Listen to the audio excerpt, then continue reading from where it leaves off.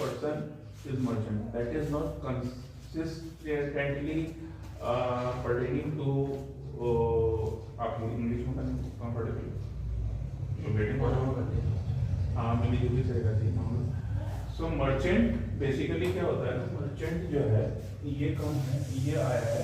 आप अगर काम सिंपल भाषा में तो बात करो तो इसे कहेंगे आप दुकानदार,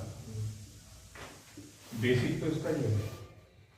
और मर्चेंट का मतलब दुकानदार होता है, लेकिन अब वो दुकानदारी से परचेस करने वाला हर इंसान जो है दुकानदार है, मर्चेंट है। That is merchandising. Merchandising is a kind of job of merchant is called merchandising. Simply एक word define होता है merchandise.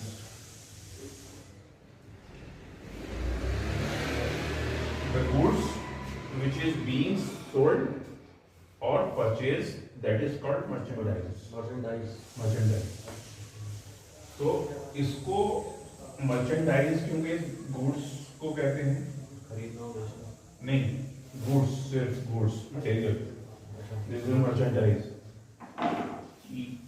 ये एक मर्चेंडाइज है और इसको आग लगा दें तो मर्चेंडाइजर हो गया, यानी कि इसकी सेल परचेस करने वाला, यानी कि in other words merchant. So merchandising basically is a process of selling anything and purchasing, not only selling. You can't say that you are only selling. So selling is not selling and purchasing. Where the selling and purchasing is consist, that is called business. Am I right? So business में क्या होता है, खरीदो फरोख्ती होती है, बेचा जाता है, खरीदा जाता है। अब वो उसमें जब बिजनेस किया जाएगा, खरीदा या बेचा जाएगा, सेल और परचेज, तो उसके लिए कॉमोडिटी भी होगी। कॉमोडिटी क्या है बताता हूँ। कॉमोडिटी का मतलब होता है मटेरियल। मटेरियल बहुत सारा हो सकता है, मटेरियल भी कह सकते हैं। अब मैं मटेरियल और फर्क बताऊंगा, गुड्स भी कह सकते हैं इसको,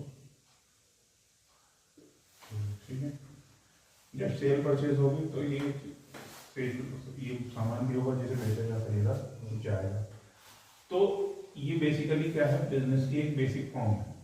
तो ये जरूरी नहीं है कि सेल परचेज जो है एक्सपोर्ट में होती है।